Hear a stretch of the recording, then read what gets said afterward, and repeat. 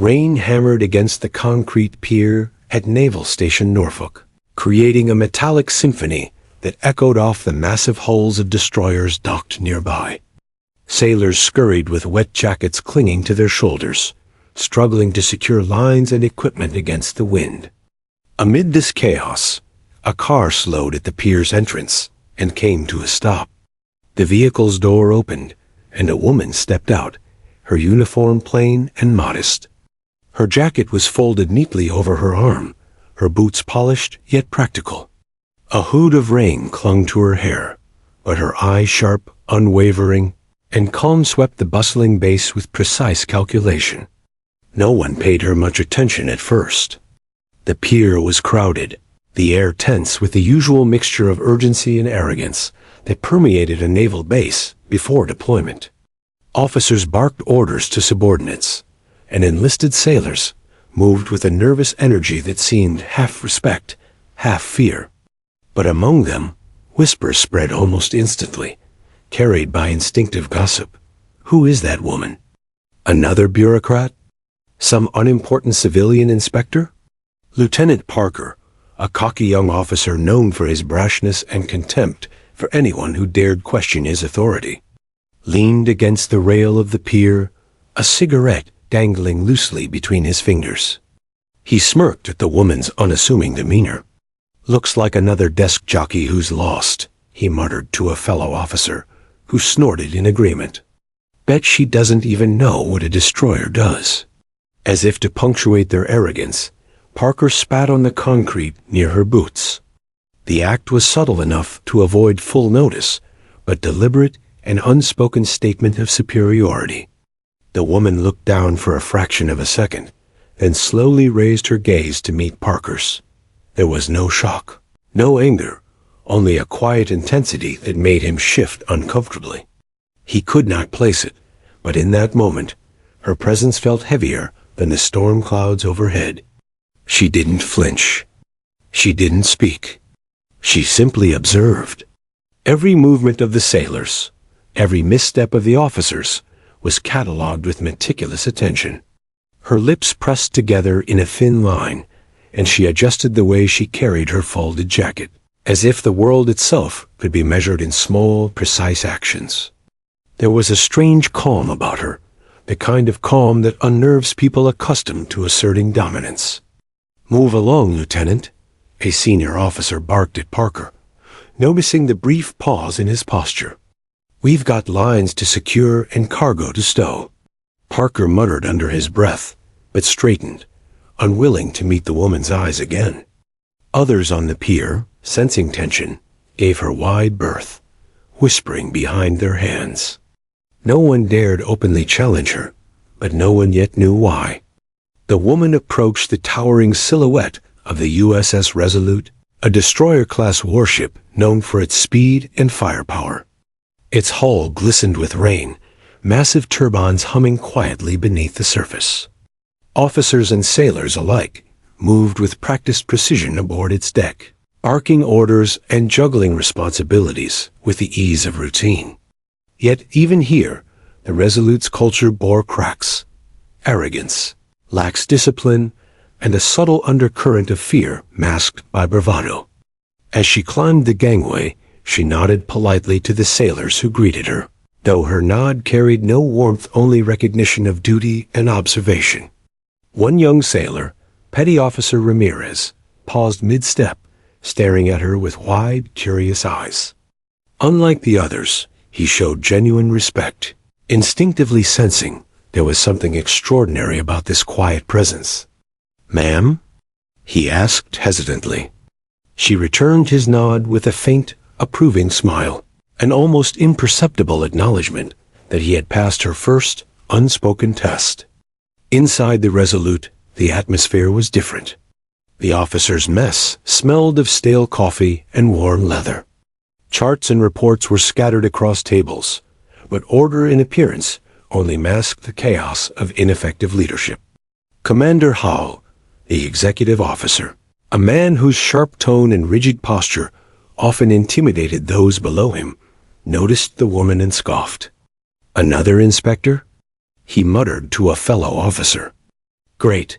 Just what we need, someone to nitpick paperwork while the ship runs itself. The woman spoke only when necessary, asking questions with a calm authority that subtly unsettled those around her. She inquired about routine maintenance, drill schedules, and personnel readiness. Each question, though simple, revealed gaps in preparation and accountability. Officers brushed off her inquiries, laughing behind her back, confident that she posed no real threat. Yet her eyes missed nothing. She noted who was sloppy, who was disrespectful, who lacked initiative. The men who had mocked her on the pier were not safe. Every action, every whispered insult, every subtle attempt at dismissal was stored in her mental ledger. Later, during a routine inspection of the ship's weapons bay, Parker, emboldened by his earlier contempt, approached her with a smirk. "You really think you belong here, ma'am?" he asked, tilting his head in derision. Before she could respond, he spat again, closer this time, almost daring her to react. Silence fell over the room. She didn't flinch. She didn't raise her voice. Instead, she leaned slightly closer, her eyes locking onto his with unwavering intensity. "Remember this moment," she said softly, each word deliberate, weighted, and impossible to ignore. "One day, you'll understand what you've just done." Her calmness was more powerful than any shout. It carried a sense of inevitability that made Parker step back instinctively. The tension in the room was palpable. Sailors who had been watching in silence now whispered among themselves, exchanging glances that reflected both fear and awe. Something about her presence demanded attention, even in the absence of visible authority. The officers dismissed her once, believing she was powerless, but the Resolute itself seemed to acknowledge her influence. Every creaking, bulkhead and humming engine, a silent testament to her observant eyes. By nightfall, she had walked every deck, observed every drill, and conversed quietly with those willing to listen. The ship, usually alive with arrogance and bravado, felt different in her presence. Even the storm outside seemed to recognize her, battering the hull with relentless force while she remained composed, unshaken, and calculating. As she stood at the ship's railing, staring out at the dark, churning water, she whispered to herself, a hint of a smile touching her lips. "They have no idea who I am. And by the time they do, it will be too late." Unknown to anyone aboard the Resolute, this quiet, observant woman was Rear Admiral Evelyn Ross, newly assigned to command and evaluate the ship. Her mission was not simply inspection. It was a reckoning. Over the coming days, the officers who had mocked her would learn lessons they could never forget, lessons in respect, integrity, and leadership. For now, she remained silent, invisible to those who underestimated her. But every glance, every note, every interaction was shaping the outcome. The Resolute's crew had no idea that their world was about to be turned upside down by the very person they spat upon. The storm raged on, but on the deck of the Resolute, another kind of storm was quietly brewing, the storm of authority. Justice and undeniable command, embodied in a woman who had been underestimated at every turn. And soon that storm would break, leaving no sailor untouched, no officer unchallenged, and no lesson unlearned. The USS Resolute loomed like a steel giant against the gray sky, its hull reflecting the dark waters below. To most of its officers and crew, it was a stage, a place to demonstrate authority, pride, and often arrogance. Discipline had become a performance, respect a formality, and fear disguised as loyalty. Into this world stepped Rear Admiral Evelyn Ross, still in her plain uniform, her rank hidden, moving like a quiet shadow among men who believed themselves untouchable. The main deck hummed with the activity of the evening watch. Sailors rushed to secure equipment, double-check lines, and prepare for the storm that lingered offshore. The officers paced briskly, barking orders that were more habitual than necessary. Commander Hall, the ship's executive officer, moved like a predator among his subordinates, correcting their every move with sharp words. He was confident, cocky, and utterly blind to the scrutiny of the woman walking silently past him. "Move faster. Check the aft hatch," he shouted, pointing an accusatory finger at a young sailor who nearly dropped a crate. The sailor froze, swallowing hard, glancing nervously at the woman standing just behind Hale. No one dared alert her to his behavior. She seemed invisible, yet she noticed everything. Every misstep, every flicker of fear in the sailor's eyes, every careless word of the officers, she recorded it all. And while she remained silent, her presence carried weight. A few of the crew noticed that when she passed, their movements faltered, their arrogance tempered. Even Hal felt the subtle pressure of observation, though he did not yet understand why. Later, she made her way to the navigation bridge. The smell of old leather and electronics hung heavy in the air. Officers crowded around screens, comparing charts and navigation data. The atmosphere was tense with a mix of pride and complacency. They had become used to commanding a ship that functioned despite them, not because of them. "Report," she asked, her voice calm, neutral. It carried no threat, no overt authority, just the quiet expectation that she deserved an answer. Hale, recognizing her question as challenge-adjacent, scowled. "We're ahead of schedule, ma'am. Navigation's clear. No issues." She nodded slowly, stepping closer to the large navigation table. Her eyes swept the instruments and screens, noting minor errors in plotting and communication delays between stations. "Interesting," she murmured, her tone soft, almost conversational, but it held an edge that made Hale straighten involuntarily. Outside the bridge, the sailors continued to work under the dim rain, unaware that their ship's unseen observer had already identified the weak links.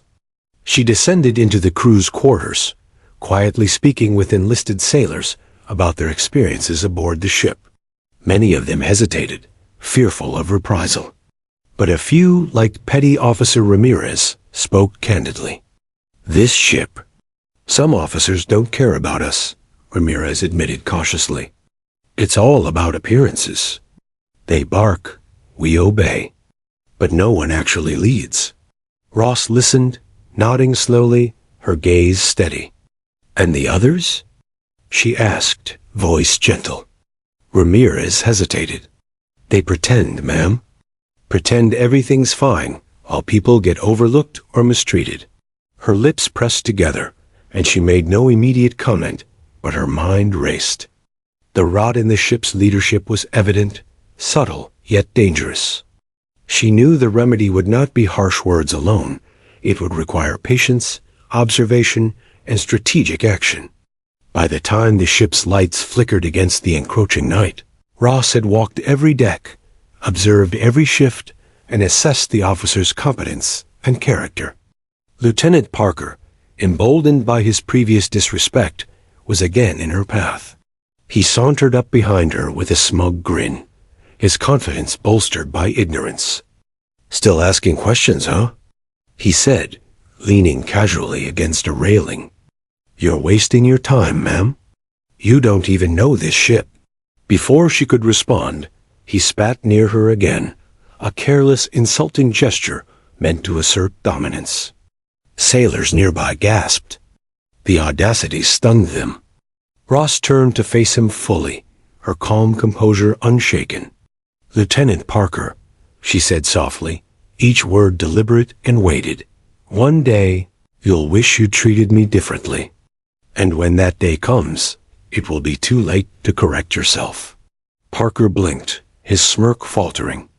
He had no idea what she meant, but the intensity in her eyes unnerved him. He looked around, suddenly aware of the few sailors who had witnessed the exchange. Their wide eyes reflected a mixture of fear, curiosity, and respect, a respect that Parker had yet to earn. Meanwhile, Commander Hawley observed from a distance, perplexed. This woman, plain, quiet, and seemingly powerless, moved among his officers and crew with ease, drawing attention without trying. Something about her unsettled him, though he couldn't articulate what. She asked questions, observed drills, and even listened to enlisted personnel, yet she did not command in the traditional sense. The ship, normally a haven of hierarchical order and intimidation, seemed subtly altered by her mere presence. That night, as the Resolute prepared for the storm, Ross stood at the aft deck, watching the waves crash against the hull. The rain soaked her uniform, but she didn't care.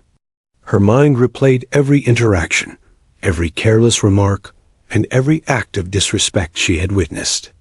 The storm outside mirrored the turmoil within the ship. This vessel, like its crew, needed discipline, respect, and leadership qualities that had long been forgotten. She returned to her cabin, quietly reviewing her notes. The junior officers, those she had observed most closely, were predictable. Pride clouded judgment.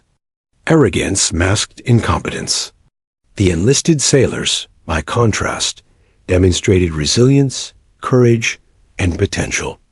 They had been overlooked and undervalued, and she made a mental note to ensure their efforts would not go unnoticed. As she prepared for rest, her thoughts were interrupted by the faint hum of the engines and the creak of the hull against the wind. The ship, despite its flaws, remained a marvel of engineering and human coordination. But human errors had created weaknesses that could not be ignored. Tomorrow, she would begin her subtle evaluation, an unseen test of character and capability. For now, though, she allowed herself a small, private acknowledgement of the irony. The very officers who had dismissed and insulted her had no idea who she truly was. They had spat on her, mocked her, and underestimated her. Yet, in the coming days, the tables would turn. She would reveal herself not as an observer, but as the authority they had failed to respect. And the lessons they would learn would be unforgettable, etched into the ship's history and into their own consciences. The storm raged on, the wind howled, and the USS Resolute rocked gently on the waves. But within its steel walls, a far more potent force was quietly moving into position, a force of intelligence, patience, and undeniable authority embodied in a woman who had been underestimated by every officer on board. The morning fog clung to the USS Resolute, wrapping the ship in a ghostly veil as the first light of dawn struggled to break through. The storm had passed, leaving only the scent of salt and wet steel in the air. Sailors moved with practiced precision, yet a subtle tension ran through the decks. Even the most seasoned officers felt it, though they couldn't yet identify its source. Rear Admiral Evelyn Ross had spent the night reviewing her notes, cataloging each act of arrogance, each lapse in discipline, and each subtle display of incompetence. She had walked every deck, spoken to every willing sailor, and observed the officers without revealing a single clue of her true identity. Her plan was methodical. She would test the crew's integrity and character under pressure, revealing those who truly led and those who only commanded titles. Petty Officer Ramirez, the young sailor who had impressed her with honesty and respect, approached cautiously as she stepped onto the main deck. "Ma'am," he said, voice tinged with curiosity and relief. "Do you? Are you really just inspecting the ship, or—" He trailed off, unsure how to finish the question. Ross offered a small, approving nod. "I am observing, Ramirez. More than that, I am learning who is willing to do what's right, not what's convenient. Remember, actions speak louder than rank or words." The words, simple and calm, carried an unexpected gravity. Ramirez straightened, a surge of pride in his chest. He began to see the ship through her eyes, not as a place to enforce authority, but as a complex organism of human behavior, each sailor a vital part of its life. Meanwhile, the officers had gathered in the wardroom, unaware of the scrutiny they were under. Lieutenant Parker, still cocky from his previous acts of defiance, leaned against the table, smirking at the sailors he believed were beneath him. Commander Howley barked orders, confident that his control over the ship remained unchallenged. But the presence of the inspector, her quiet, deliberate observation, created an unfamiliar unease. Later that afternoon, the atmosphere escalated. A maintenance error was reported near the aft weapons station, and Ross moved to investigate, unnoticed by most. Parker, walking just ahead, assumed she was following routine protocol and saw no reason to treat her with anything beyond casual disregard. "Careful," he said sarcastically. "Wouldn't want the big inspector to get wet." Ross paused, her eyes locking on his. Her calmness was unnerving, carrying an unspoken warning. "Lieutenant Parker," she said softly, "perhaps you should consider that words have weight. Actions carry consequences. You may not see it now, but you will." The lieutenant laughed nervously, brushing past her, oblivious to the significance of her words. But the sailors nearby, who had grown accustomed to seeing officers bully and belittle, noticed the subtle authority behind her calm. Whispers spread among them. "There's something different about her. She sees everything." As evening approached, the tension on the Resolute became palpable. Ross had observed nearly every officer at least twice, noting every arrogance-fueled decision and every act of negligence. She had also seen the courage and integrity in the lower ranks. These observations were forming the foundation of her hidden test, a test not of knowledge or technical skill, but of character and leadership. The culmination of the day came in the wardroom, a place usually dominated by egos and self-importance. Parker, emboldened by the absence of any obvious authority figure, approached Ross directly. "You really think asking questions makes you fit to be here?" He sneered, leaning close. "You don't know what this ship needs, and frankly, you don't belong." Ross remained calm. Her gaze did not waver. Slowly, deliberately, she wiped a spot of water from her sleeve, as if the lieutenant's disrespect were inconsequential. "You've mistaken my presence for weakness," she said softly. "You've misread the situation entirely. Remember this moment, Lieutenant. One day, you will see the cost of your actions, and when you do, it will be irreversible." Parker laughed, an awkward, forced sound. He spat near her again, a deliberate, mocking gesture meant to assert dominance. The sailors froze, shocked. The act was audacious, careless, and disrespectful. Ross didn't flinch. She simply stepped forward, her calm intensity magnifying the room's tension. "You are teaching yourself a lesson you have not yet realized," she said, her tone even but cold. "Disrespect does not diminish me. It diminishes you. Every action leaves a mark. Every choice carries consequence. Remember this face, Lieutenant Parker, for it will be the last time you underestimate authority." Parker faltered, suddenly aware of the weight in her words, the certainty in her presence. He had no idea what she truly meant, but the officers around him sensed the shift. Even Halle, observing from the side, felt a stir of unease. There was something in her demeanor, something beyond rank, beyond uniform of force of command, that demanded acknowledgement without overt display. That night, as the ship settled into routine, Ross continued her quiet observation. She spoke to the sailors individually, assessing morale, competence, and loyalty. She asked them hypotheticals, tested their problem-solving under minor stress, and quietly noted those who showed initiative versus those who relied solely on hierarchy. Ramirez proved consistent, thoughtful, and loyal, not blindly, but with intelligence and discernment. The officers, unaware of the depth of her evaluation, began to show cracks in their confidence. Their usual bravado faltered in the presence of someone whose authority was unspoken yet undeniable. Ross moved among them like a shadow, quiet yet omnipresent, noting everything, letting nothing escape her notice. She catalogued both failure and potential, storing each observation as if the fate of the ship depended on it, which, in truth, it did. By the time the evening watch ended, Ross had completed the first phase of her hidden test. The officers had shown their true nature: Parker arrogant, Hall dismissive, others cautious but complicit. The sailors revealed the spectrum of courage, resilience, and loyalty. She had watched, listened, and recorded all, while appearing to be nothing more than a passive observer. Later, in the privacy of her cabin, Ross reviewed her notes again. Her plan for the coming days was clear. She would continue to test the officers subtly, exposing arrogance and neglect, rewarding integrity and courage. By keeping her identity hidden, she ensured that the lessons learned would be genuine, untainted by fear or obligation. Her reflection in the cabin mirror caught her attention.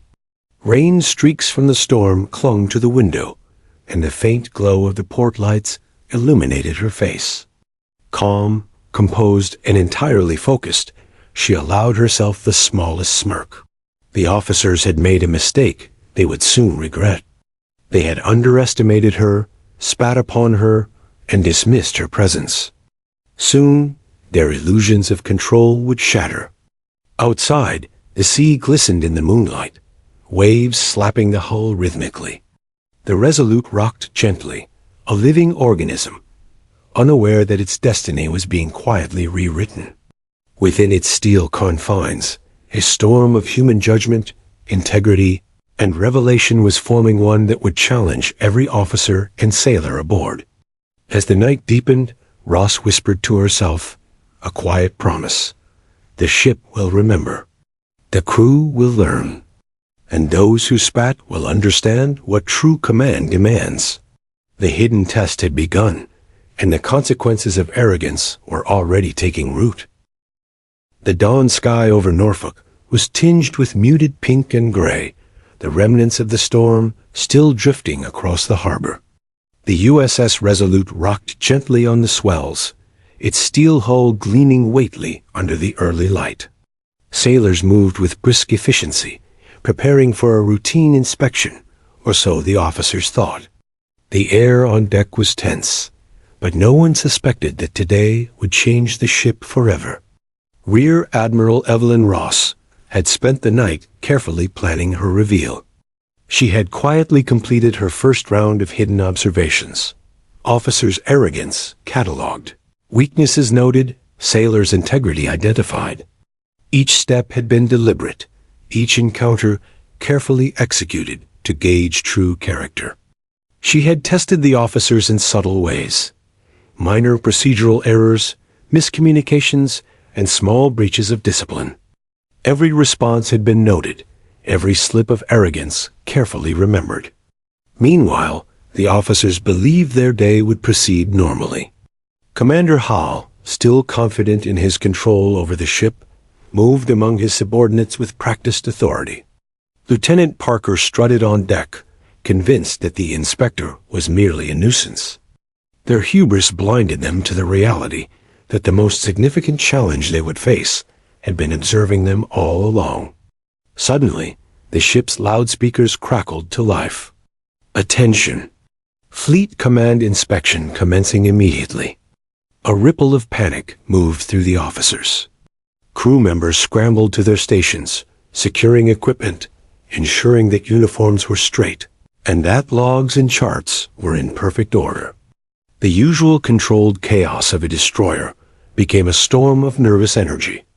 And then, through the morning mist, the civilian inspector appeared not as a silent observer, but in her full dress uniform. The gold stars on her shoulders gleamed sharply against the crisp white fabric.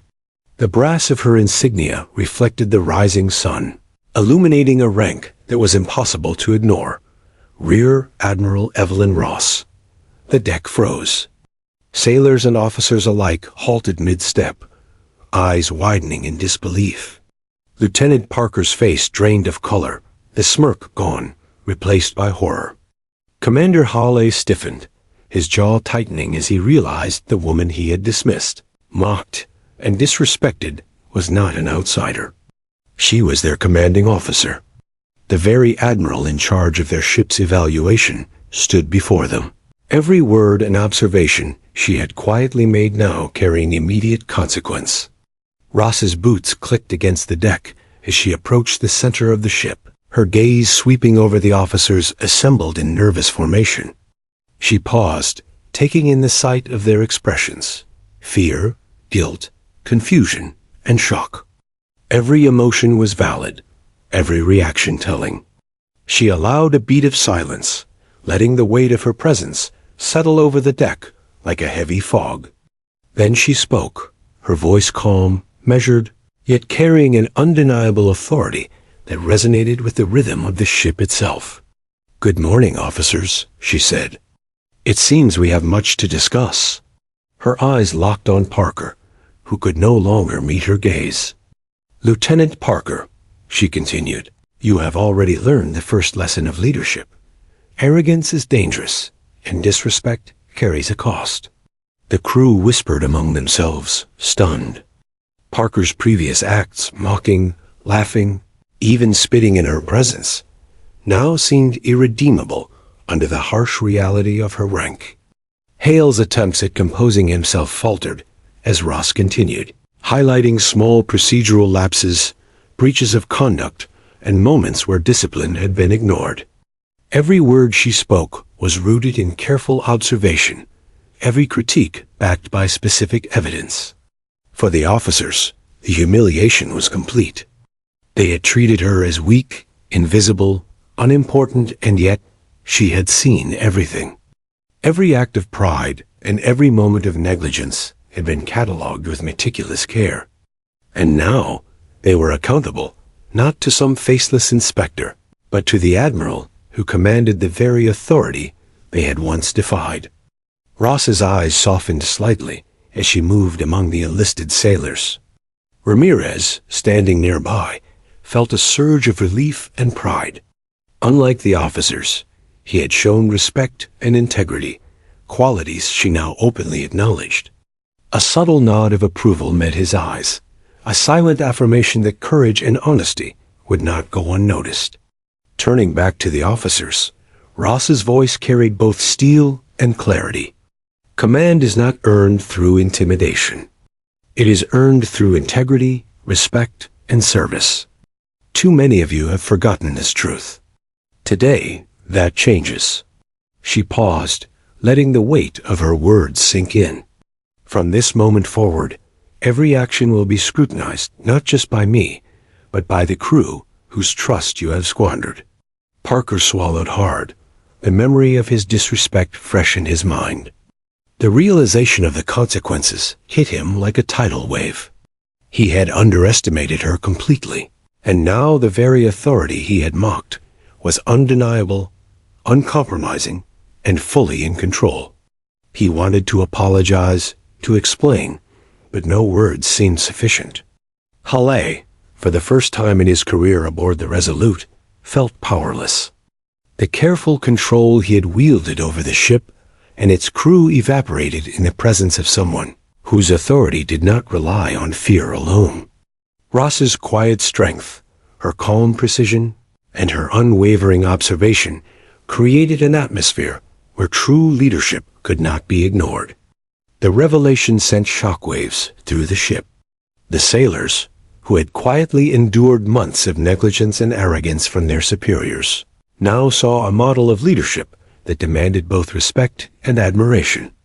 The officers, humbled and unsettled, were forced to confront their own failures. Every insult, every careless act, every moment of disrespect was now a lesson being taught in real time. Ross allowed herself a brief, subtle smile as she surveyed the scene. The moment had arrived. Her hidden test had reached its turning point. The arrogance of the officers had been exposed, the integrity of the sailors affirmed, and the stage was set for a transformation that would ripple through the Resolute. She stepped forward fully, the gleam of her metals catching the first rays of the sun. "Today," she said, her voice echoing across the deck, "we will begin the work of restoring honor to this ship. Those who have failed will be held accountable.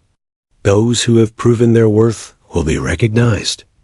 And together, we will ensure that the USS Resolute becomes not just a ship of power, but a ship of principle.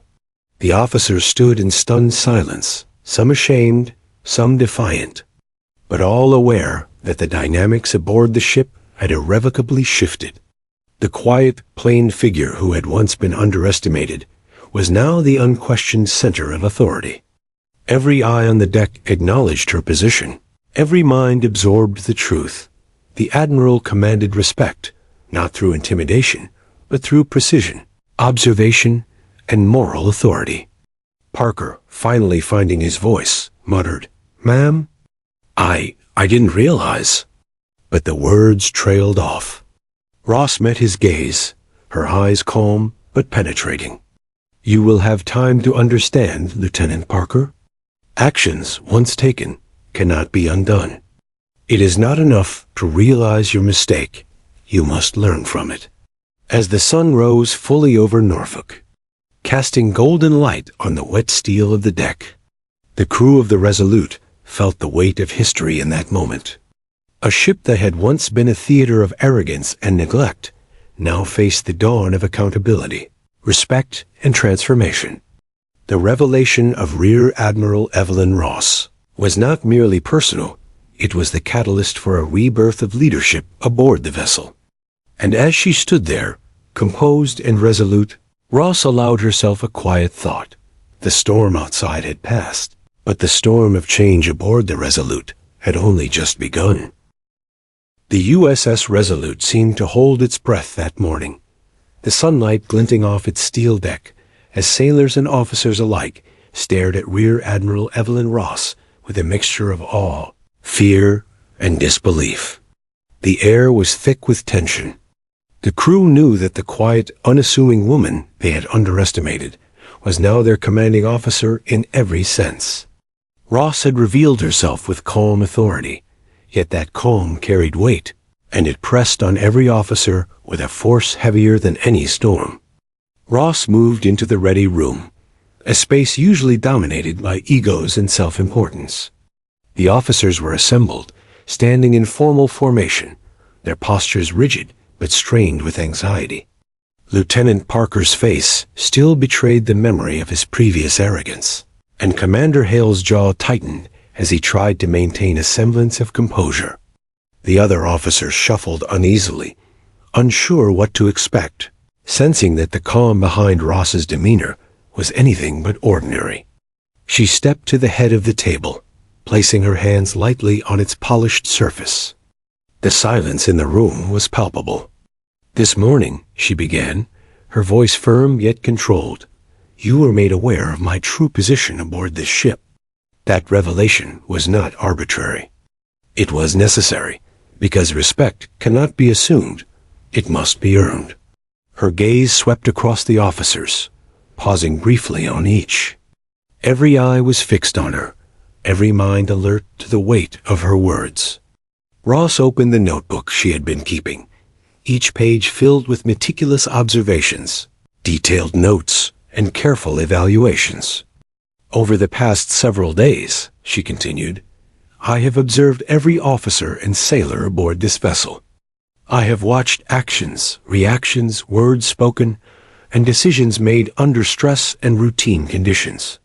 Some of you have failed not because you lack ability, but because you lack discipline, integrity, and understanding of what leadership truly demands." A murmur of nervous acknowledgement ran through the room. Parker shifted on his feet, Hale's hands clenched into fists at his sides. They all recognized that her words were precise, backed by evidence, and impossible to dismiss. This was not a lecture, it was a verdict, delivered with authority that required neither yelling nor intimidation. Ross began to detail specific failures. "Lieutenant Parker, your behavior yesterday mocking, disrespecting, and spitting was an assault not just on me, but on the very principles of command and discipline. You have demonstrated arrogance in place of judgment, pride in place of responsibility. This ship cannot tolerate such conduct." She let her gaze linger on him, the weight of her observation palpable. Parker's mouth opened, closed, and opened again, as if searching for words to defend himself. But none could suffice.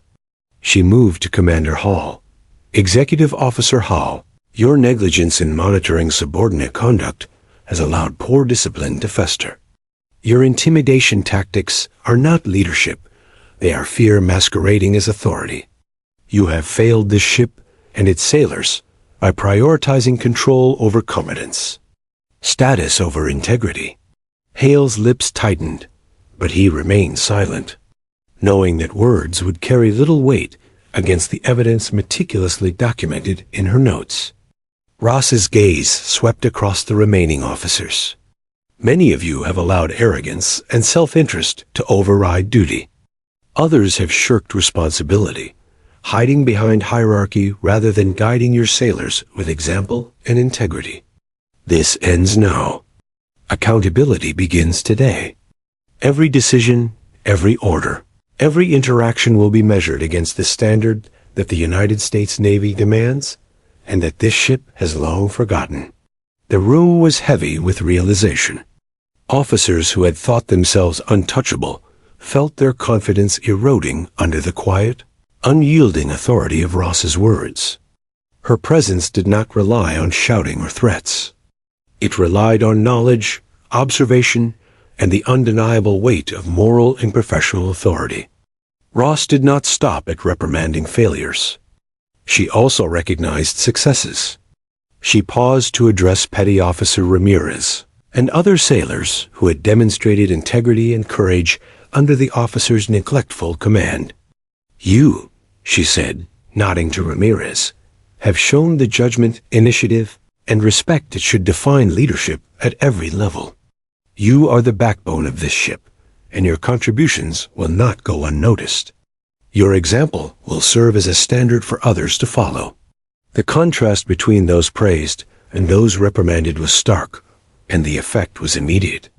Officers glanced at their sailors differently, seeing for the first time the human elements they had ignored or undervalued. The lesson was as much about humility as discipline, and the officers felt the weight of responsibility pressing down on them in a way they had never experienced before. Ross's voice softened slightly, though it retained its power. "Leadership is not a privilege granted by rank. It is a responsibility earned through action, integrity, and respect. The sailors aboard this vessel deserve officers who embody these principles, not those who rely on title, fear, or arrogance to maintain control. I expect each of you to reflect on your conduct and take corrective action immediately." The reality of her expectations sank in. Parker, Hall-I, and the others were no longer in positions of unchallenged authority. Their actions would be scrutinized, measured against the highest standards, and failure to comply would have tangible consequences.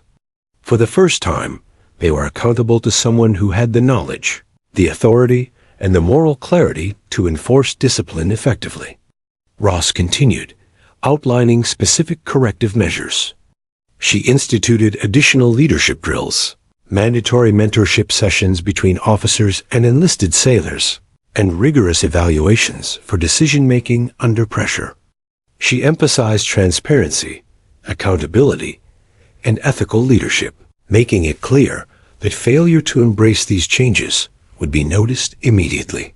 The officers could no longer hide behind arrogance or habit. They were being reshaped in real time, under the guidance of a commanding authority who demanded excellence. By the end of the session, the tension in the ready room had not fully dissipated. Officers were silent, processing the implications of Ross's scrutiny. Sailors watched from nearby, sensing the shift in atmosphere and the beginning of real change. The message was clear. Respect was not optional, integrity was not negotiable, and leadership was measured by action, not rank. As the officers filed out, heads bowed and expressions humbled, Ross allowed herself a moment to observe the crew. The sailors, inspired and attentive, had already begun to see the ship differently. Confidence in their own abilities grew, and respect for true authority replaced the fear and cynicism that had long defined the Resolute. Ross remained standing at the head of the table, silent for a few moments, reflecting on the work ahead. The initial reckoning was complete. The officers had been confronted with their failures. The sailors had been acknowledged for their integrity, and the foundation for transformation had been laid. The day was far from over. Ross knew that real change would take time, consistency, and unwavering attention. But the first step had been taken. The officers' arrogance had been dismantled, the sailors' courage recognized, and the principle that command is earned, not assumed, had been firmly established. As the sun climbed higher over Norfolk, casting light across the deck and reflecting off the steel hull, Ross prepared for the next phase, rebuilding the Resolute's leadership, restoring discipline, and ensuring that the lessons of this reckoning would echo through every corner of the ship. For the officers, the consequences of their arrogance had just begun. For the sailors, hope and pride had been restored. And for Rear Admiral Evelyn Ross, the mission was clear: transform the USS Resolute into a vessel that exemplified integrity, respect, and true command, one sailor, one officer, one action at a time. The storm outside had long passed, but the storm of accountability and redemption had only just begun aboard the ship she now commanded. The USS Resolute awoke to a new rhythm. The hum of the engines, once accompanied by tension and quiet resentment, now carried a sense of purpose. Sailors moved with a newfound determination. Officers walked with deliberate awareness, and the air seemed charged with a quiet anticipation. Rear Admiral Evelyn Ross had begun the most challenging phase of her mission, rebuilding the crew, reshaping the officers, and restoring respect and discipline from the ground up. Ross understood that transformation required more than reprimands and lectures. It required engagement, demonstration, and personal example. She began each day walking the decks, observing not only the technical performance of her crew, but the interactions between officers and enlisted sailors. Her eyes missed nothing. A sailor hesitating before acting, an officer ignoring a subordinate, even the subtle ways confidence or fear manifested in posture and tone. Each observation informed her strategy for mentoring and correction. The first priority was repairing fractured trust. Many enlisted sailors, long accustomed to officers' arrogance and neglect, had grown cynical and withdrawn.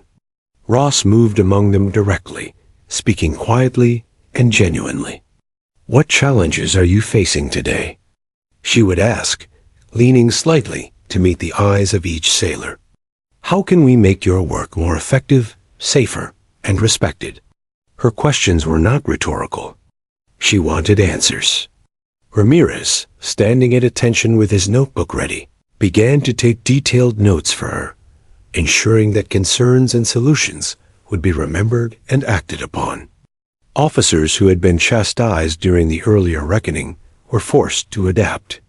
Commander Howe, initially resistant, found himself shadowed by Ross as she observed his interactions with both peers and subordinates. "Your tone must match your intention," she said quietly one afternoon. "Command is not about fear or compliance. It's about understanding and guiding."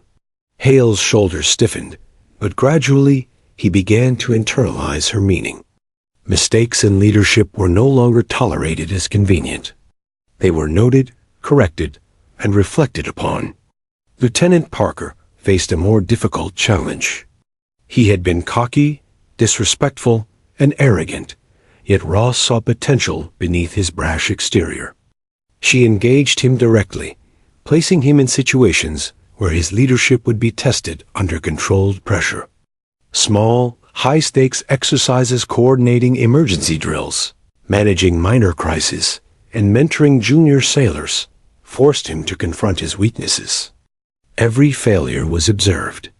Every success was acknowledged. Slowly, his smirk gave way to focus, his arrogance replaced by humility. Ross also implemented team-based exercises that required officers and enlisted sailors to work together, solving complex problems that simulated real-world scenarios. One particularly intense exercise involved coordinating multiple rescue and safety procedures during a simulated storm. Officers who had previously relied on intimidation were forced to collaborate, while sailors who had once felt overlooked were called upon to lead in small but crucial moments. The result was striking. The crew began to see each other as teammates rather than as hierarchical pieces, and the ship's morale began to shift. Throughout this process, Ross maintained a subtle balance of firmness and encouragement. She praised initiative openly, reinforced accountability, and never allowed complacency. One morning, after a particularly challenging drill, she gathered the officers and sailors on the main deck. "Leadership is not about being feared. It is about being trusted," she said, her gaze sweeping over the assembled crew. "Your crew will follow you when they believe in your judgment, your fairness, and your integrity. Do not mistake rank for respect, earn it every day." The sailors began to respond visibly. Ramirez, once shy and reserved, now stepped forward during exercises, offering suggestions and taking initiative. Others began emulating his confidence, contributing ideas, and supporting one another. The officers, initially resistant, started to appreciate the value of collaboration and humility.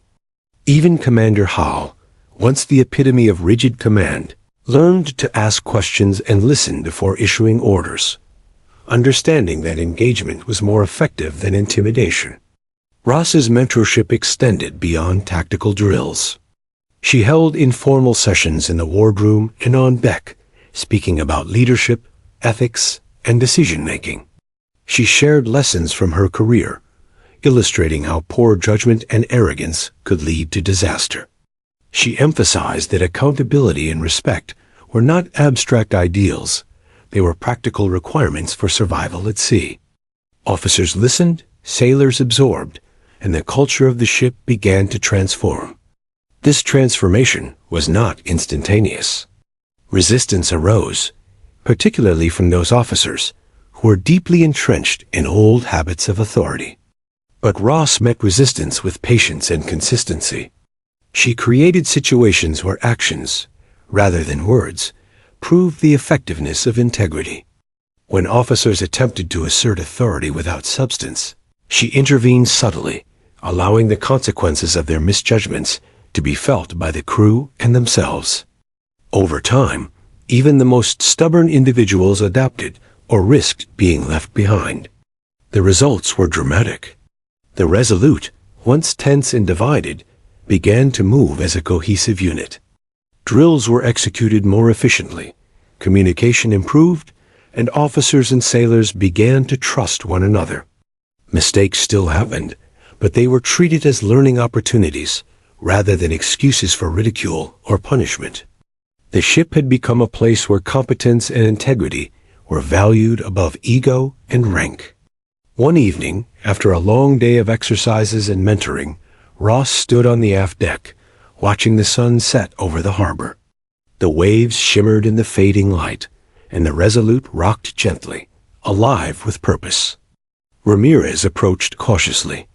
"Ma'am," he said, his voice tinged with pride, "the crew. It's different now. We trust each other. Even the officers. They're listening." Ross allowed herself a small, approving smile. "Good, but this is just the beginning. Trust and respect must be maintained every day. Leadership is earned in every action, every decision, every interaction. Do not let complacency creep in." The officers, now aware of the changes taking place, began to reflect privately. Parker, once arrogant and defiant, trained diligently, taking careful notes and mentoring junior sailors under Ross's guidance. Hale adopted a more measured approach, balancing authority with engagement. The culture of the ship was changing from the top down and the bottom up simultaneously. A rare, remarkable transformation driven by Ross's deliberate strategy. By the end of the week, the crew's confidence had shifted visibly. Drills ran smoother, morale was higher, and the officers had learned the value of humility, accountability, and teamwork. Sailors felt valued, trusted, and heard, while the officers began to understand the profound responsibility their rank carried. Ross's quiet, consistent leadership had reshaped the Resolute into a vessel not just of power, but of principle. As night fell, Ross took one last walk across the deck. She paused at the bow, looking out over the dark, shimmering waters. The journey was far from over. The officers still had lessons to learn. The sailors still had challenges ahead, but the foundation had been laid. The Resolute was no longer a ship defined by arrogance and fear. It was becoming a vessel of respect, accountability, and true command. And for Ross, the satisfaction was quiet but profound. She had begun the transformation not with force, but with observation, guidance, and unwavering principle. The storm of arrogance had been replaced by the calm of purpose, and the USS Resolute was finally ready to live up to its name. The calm on the USS Resolute was deceptive. The ship had transformed under Rear Admiral Evelyn Ross's guidance. But leadership is not proven in peace. It is forged in chaos. That afternoon, a distress call crackled across the ship's communication system. A nearby cargo vessel had lost power in treacherous waters and was at risk of running aground. The crew of the Resolute stiffened. This was the ultimate test of both training and trust. Ross immediately gathered her officers on the bridge. The urgency in her eyes left no room for hesitation. "We are approaching a live rescue scenario," she said, her voice calm but commanding. "Your decisions and actions will determine the safety of the vessel and its crew. There is no room for arrogance, delay, or error. Lead as you have been trained or learned the hard way." Lieutenant Parker swallowed, feeling the weight of responsibility pressing on his shoulders. Only a few days ago, he had been defiant, mocking Ross's authority. Now, under her mentorship, he realized the consequences of his previous arrogance. Every decision mattered. Every hesitation could cost lives.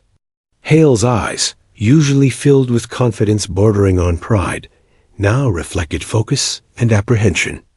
Officers who had resisted change now understood the gravity of their position. The Resolute cut through the water at full speed, engines humming with precision, sails of coordination unfurling as every officer and sailor executed their assigned duties flawlessly. Ross moved among them, observing, giving small but precise adjustments, her calm presence a stabilizing force amidst rising tension. Sailors relied on the training and trust built over days of mentoring, while officers made decisions based on principle rather than ego. The cargo vessel came into view through the rising fog, a massive hulk drifting dangerously close to jagged rocks. Its crew signaled distress, waving frantically as waves pounded the deck. Parker, at the helm, glanced at Ross, who simply nodded. He felt a surge of clarity. His decisions now mattered far beyond himself. Ross directed a coordinated approach. She instructed the officers to assign specific sailors to stabilizing lines, coordinate with the cargo vessel's crew, and manage the ship's movement against the strong currents. Her orders were concise and precise, each calibrated to minimize risk and maximize efficiency.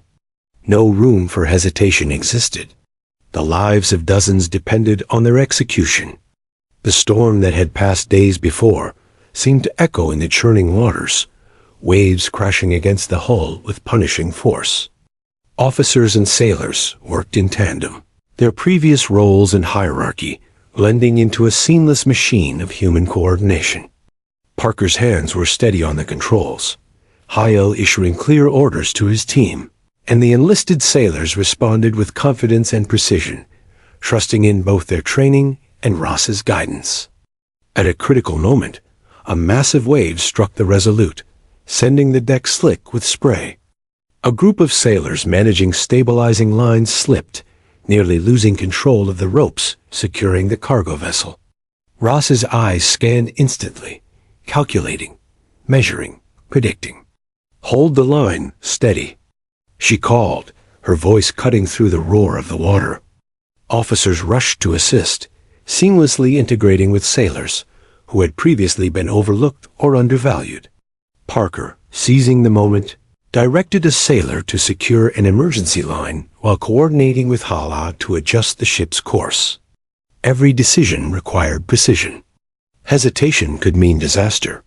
Yet the crew moved as one, responding to the real-time demands of leadership under extreme pressure. It was a culmination of everything Ross had taught them: the observation, mentorship, and trust built over the past week. Minutes felt like hours. The cargo vessel drifted perilously close to the rocks, but coordinated action slowed its movement. Hale's team managed the engines and rudder with finesse, while Parker's adjustments ensured the Resolute maintained optimal position. Sailors tied stabilizing lines, braced against the waves, and executed Ross's directives without question. Finally, the critical moment arrived. With a synchronized effort, the crew of the Resolute stabilized the cargo vessel, preventing it from being dashed against the jagged rocks. Sailors cheered, officers exhaled, and the waves calmed slightly.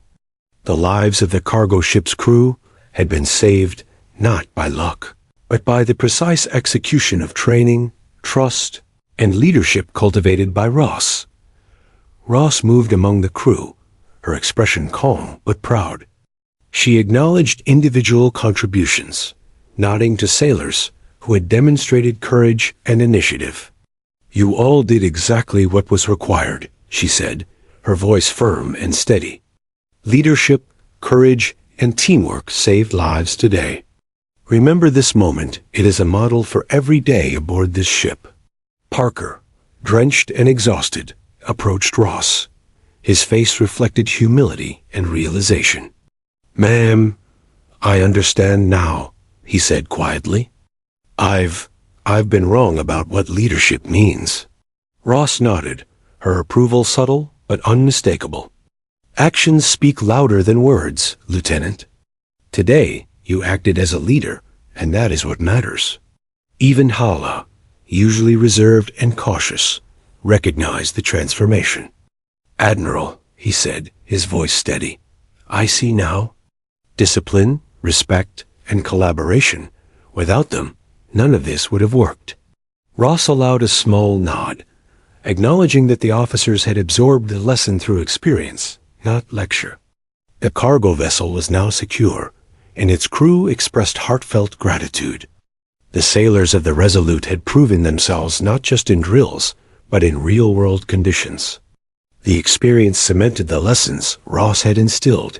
Leadership was earned through action, integrity, and the courage to trust and be trusted. That night, as the Resolute returned to harbor, the ship hummed with quiet pride. The officers reflected on the day, humbled and enlightened. The sailors shared stories of the tense moments and how trust and training had guided them. Ross, walking the deck silently, observed the aftermath with satisfaction. The test had been real, the consequences immediate, and the lessons unforgettable. She paused at the bow, looking over the calm waters. The storm of challenge had proven the transformation. Arrogance had been replaced by humility, fear by respect, and neglect by diligence. The USS Resolute was no longer just a ship.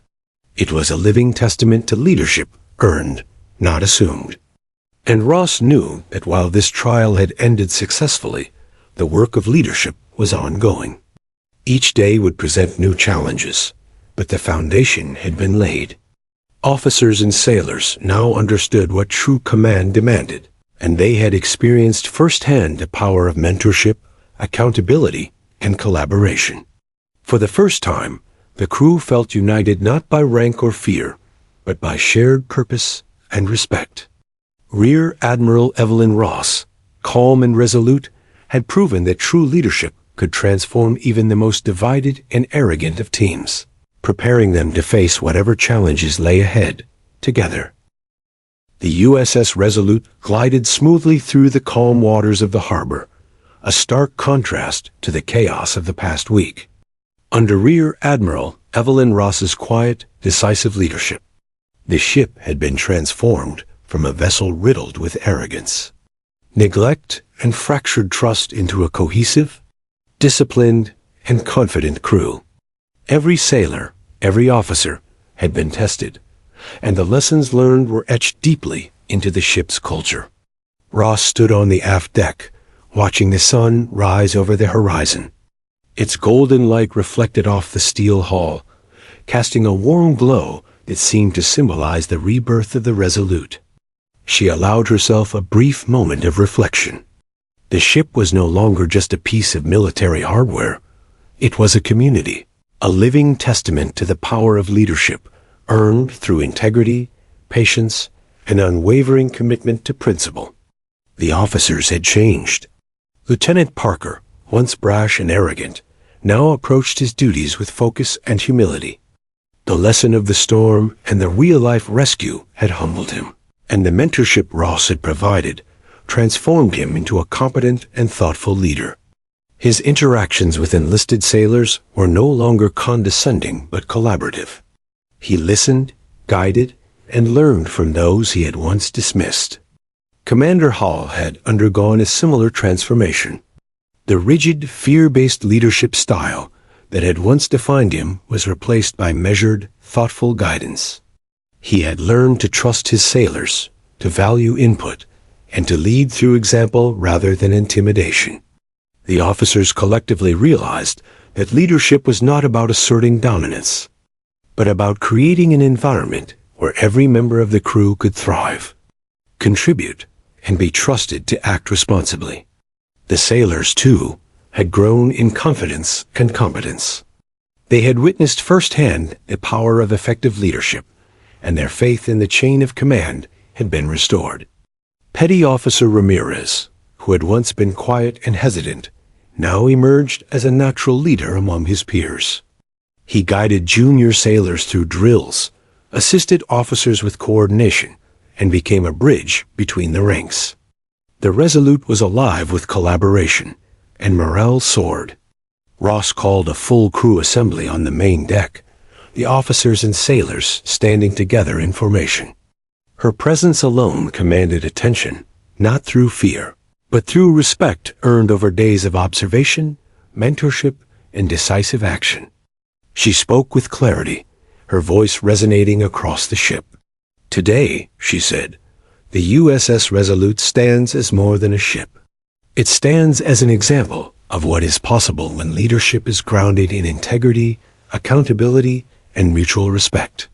You have faced challenges, learned hard lessons, and proven that you can act with competence and courage. Remember this feeling, this unity, for it will guide you through every storm, every mission, and every challenge ahead."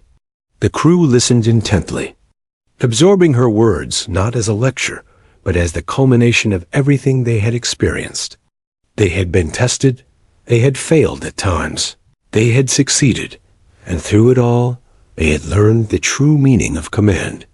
The officers understood that authority was not a badge, it was a responsibility. The sailors realized that their contributions were essential, and that their courage and initiative were valued. Ross allowed herself a small, approving smile. The transformation was complete, but she knew that vigilance was always required. Leadership was not static. It required constant attention, reflection, and action. The lessons of the past week were ingrained, but the future would bring new challenges, and the crew of the Resolute would need to remain disciplined, united, and principled. As the day progressed, the crew carried out drills, exercises, and routine operations with a precision and confidence that had been absent before. Officers consulted with sailors, decisions were made collaboratively when appropriate, and the chain of command operated smoothly and efficiently. Even the previously skeptical sailors began to see the officers as capable, trustworthy leaders. Mutual respect had replaced fear and cynicism, creating an environment where excellence was expected and achieved. The officers, having faced their reckoning, now took responsibility not only for their actions, but for the growth and development of their subordinates. Parker continued to mentor junior sailors. Halley refined his decision-making, and the others embraced accountability with a new understanding of its importance. Ross watched these developments closely, quietly reinforcing positive behavior and offering subtle guidance where needed. Later that evening, after the crew had completed its daily routines, Ross gathered the officers privately. "Leadership is never finished," she said, her voice calm but firm. "Today you have proven your ability to learn, adapt, and lead. Tomorrow, new challenges will test you again. Remember that respect, integrity, and accountability are not situational, they are constant. The legacy of the Resolute depends on your actions every day." Parker nodded solemnly. "Ma'am, I understand. I won't forget what this week has taught me."